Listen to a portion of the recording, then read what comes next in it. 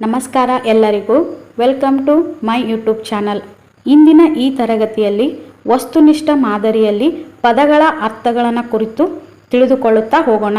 ಯಾಕೆಂದರೆ ಮುಂಬರುವ village accountant ಹಾಗೂ PDO ಪರೀಕ್ಷೆಗೆ ಕನ್ನಡ ವಿಷಯಕ್ಕೆ ಸಂಬಂಧಪಟ್ಟಂತೆ ಮಿನಿಮಮ್ 3ರಿಂದ 4 ಪ್ರಶ್ನೆಗಳು ಪದಗಳ ಅರ್ಥಕ್ಕೆ ಸಂಬಂಧಪಟ್ಟಂತಹ ಪ್ರಶ್ನೆಗಳು ಬರುವ ಸಾಧ್ಯತೆ ಇರುವುದರಿಂದ ಈ ತರಗತಿ ಮುಂಬರುವ ಎಲ್ಲ ಪರೀಕ್ಷೆಗಳಿಗೆ ತುಂಬ ಉಪಯುಕ್ತವಾಗಲಿದೆ.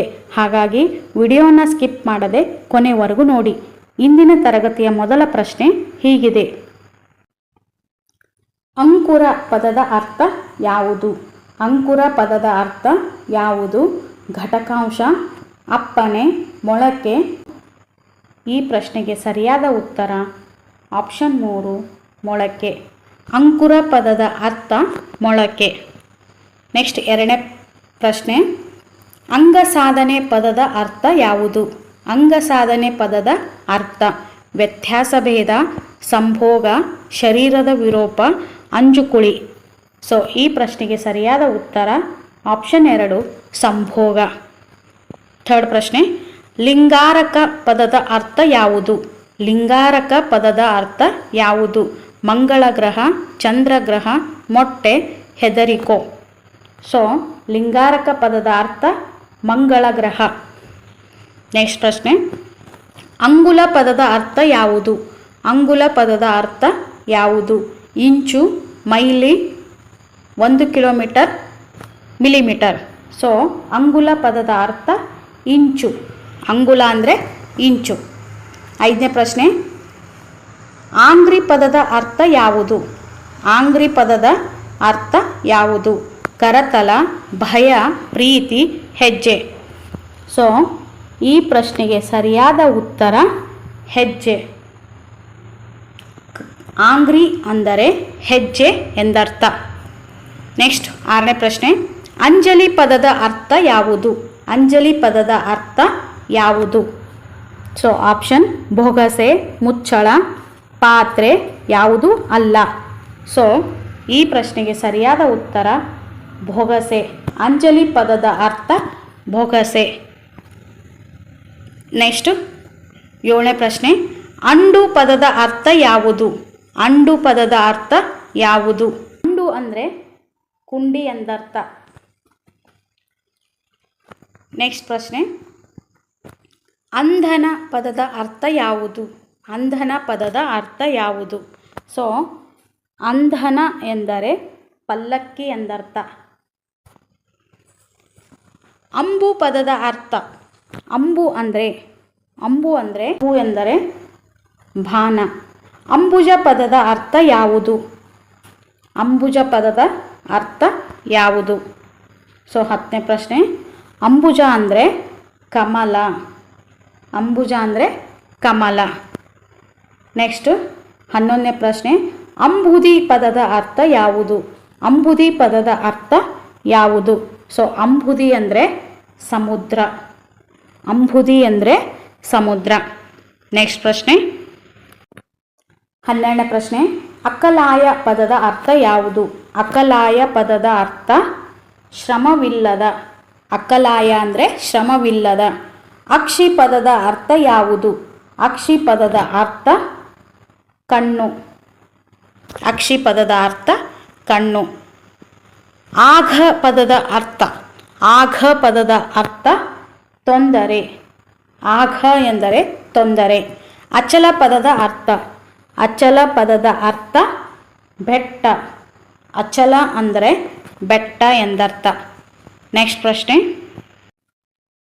ಅಜಗರ ಪದದ ಅರ್ಥ. ಅಜಗರ ಅಂದರೆ ಹೆಬ್ಬಾವು. ಅಜಗರ ಅಂದರೆ ಹೆಬ್ಬಾವು. ಅದಟ್ ಪದದ ಅರ್ಥ. ಅದಟ್ ಪದದ ಅರ್ಥ ನಮ್ರತೆ. ಅದಟ್ ಅಂದರೆ ನಮ್ರತೆ. ಅಧ್ರುವ. ಅಧ್ರುವ ಪದದ ಅರ್ಥ. ಅಧ್ರುವ ಪದದ ಅರ್ಥ ಅಸ್ಥಿರ. ನೆಕ್ಸ್ಟ್ ಅನಂತ ಪದದ ಅರ್ಥ.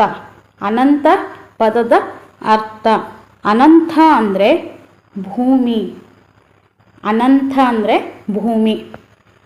ನೆಕ್ಸ್ಟ್ ಅನುಪಾತ ಪದದ ಅರ್ಥ ಯಾವುದು? ಅನುಪಾತ ಪದದ ಅರ್ಥ ಯಾವುದು? ಅನುಪಾತ ಅಂದರೆ ಕನಿಕರ. ಅನುಪಾತ ಅಂದರೆ ಕನಿಕರ. ಆನುವರ ಪದದ ಅರ್ಥ ಯಾವುದು? ಆನುವರ ಪದದ ಅರ್ಥ ಕಾಳಗ. ಆನುವರ ಅಂದರೆ ಕಾಳಗ. ನೆಕ್ಸ್ಟು ಅಪರಾಹ್ನ ಪದದ ಅರ್ಥ. ಅಪರಾಹ್ನ ಪದದ ಅರ್ಥ ಅಪರಾಹ್ನ ಅಂದರೆ ಮಧ್ಯಾಹ್ನ.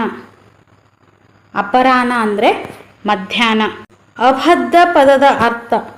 ಅಬದ್ಧ ಪದದ ಅರ್ಥ ಅಬದ್ಧ ಅಂದರೆ ಸ್ವಚ್ಛವಾದ. ಅಬದ್ಧ ಅಂದರೆ ಸ್ವಚ್ಛವಾದ. ನೆಕ್ಸ್ಟ್ 24ನೇ ಪ್ರಶ್ನೆ. ಅಭುಜ ಪದದ ಅರ್ಥ. ಅಭುಜ ಪದದ ಅರ್ಥ ಅಭುಜ ಅಂದರೆ ಪದ್ಮ. ನೆಕ್ಸ್ಟು ಅಭಿವಾದನ. ಅಭಿವಾದನ ಪದದ ಅರ್ಥ ಅಭಿವಂದಿಸು. ಅಭಿಷ್ಟ. ಅಭಿಷ್ಟ ಪದದ ಅರ್ಥ ಬಯಕೆ. ಅಮುಕು ಪದದ ಅರ್ಥ ಅಮುಕು ಅಂದರೆ ಹಿಸುಕು. ಅರಿಗಿಳಿ ಪದದ ಅರ್ಥ ಅರಿಗಿಳಿ ಅಂದರೆ ಅರಿಗಿಣಿ. ಅರಿಗಿಳಿ ಅಂದರೆ ಅರಿಗಿಣಿ. ನೆಕ್ಸ್ಟ್ 29ನೇ ಪ್ರಶ್ನೆ. ಅರುಣ ಪದದ ಅರ್ಥ. ಅರುಣ ಪದದ ಅರ್ಥ ಅರುಣ ಅಂದರೆ ಕೆಂಪು ಬಣ್ಣ. ಅರುಣ ಅಂದರೆ ಕೆಂಪು ಬಣ್ಣ.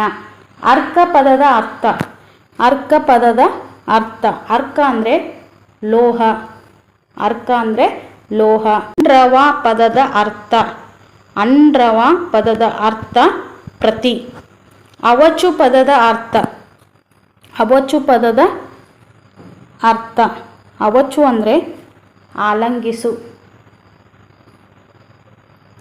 ನೆಕ್ಸ್ಟು ಅವಸಾನ.